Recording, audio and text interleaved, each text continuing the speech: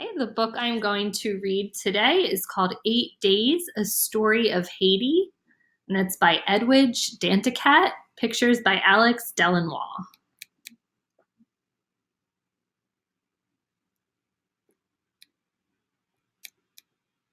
When I was pulled from under my house 8 days after the earthquake, my family was there waiting. The following day, everyone asked me, "Were you afraid? Were you sad? Did you cry?" I was brave, I told them, but when the earth shook again and again, I was afraid. And sometimes I cried because I missed my man and papa and my little sister, Justine. But in my mind, I played.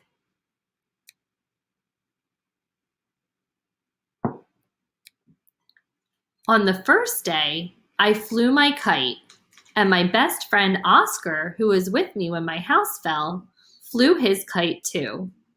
It was a windy day, and our kites went up high into the sky. Later, Oscar and I started a game of marbles. We invited all the kids in our neighborhood to play with us. It was the biggest game of marbles ever played in our neighborhood, in the entire country, in the entire world.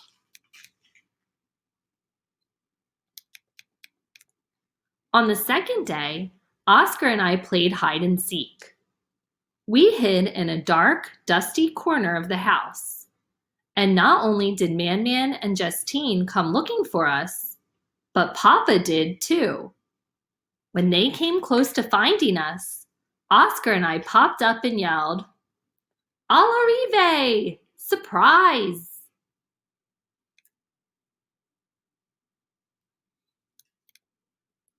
On the morning of the third day, I teased Justine by pulling her pigtails. She ran into the house, where Man was using bright red polish on her toenails. Man made us sit down, and she gave us some paper, and we made paintings with her toenail polish.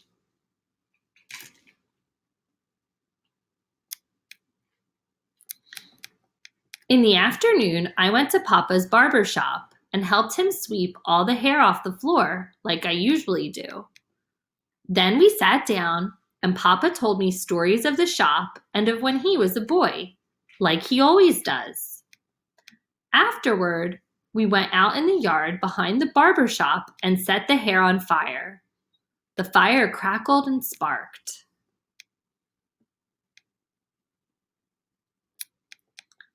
On the fourth day, Justine and I were at rehearsal for the St. Trinity Children's Choir, and I sang too loud.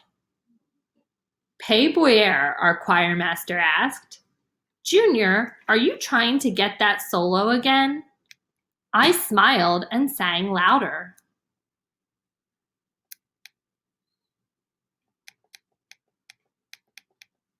And I did get my solo, and it was the best solo ever sung in the church, in the entire country, in the entire world. On the fifth day, Oscar and I went out to play soccer with some of our friends. Afterward, we sat on a bench to rest. But then, Oscar felt really tired and went to sleep. He never woke up. That was the day I cried.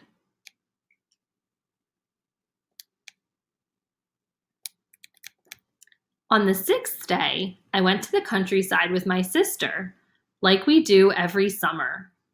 A warm rain fell, and we went outside and jumped in all the puddles.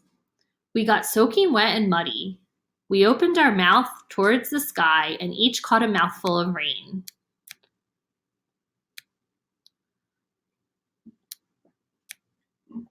On the seventh day, Justine and I rode our bicycles around the statue of the Conch, blowing maroon on Champs de Mars Plaza across from the presidential palace.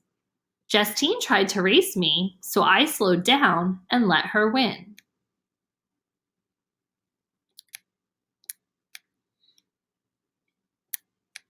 When we came home, I ate the sweetest mango I've ever eaten, As I kissed Man Man, my lips stuck to her cheeks. Then there was a blackout, so Justine and I recited our lessons to Man Man and Papa by candlelight. Sitting there on the living room floor, I thought about how much I missed Oscar.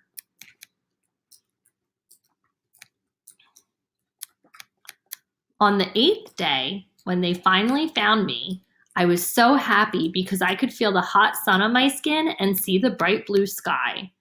I could see Man Man and Papa and Justine too. I tell you, I hugged them so tight I thought I would never let go.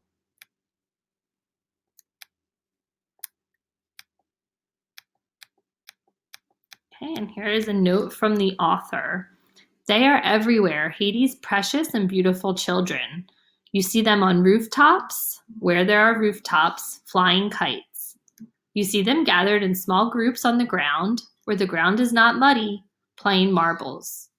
You see them link hands and run in a circle while singing the song associated with the wand, the Haitian equivalent of Ring Around the Rosie.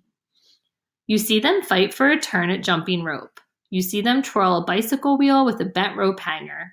And in that act, you can see the dream of one day actually driving the rest of the bike, or a motorcycle, a car, or an airplane. The earthquake on January 12, 2010 dramatically changed their lives. Many watched loved ones die. Others, like Junior, were stuck in the rubble of their homes and were rescued several days later. Yet, in spite of everything, Haiti's children still dream. They laugh, they live, they love. And I will attach the PDF to our Google Classroom. So if you want to read the rest of the note from the author, you can.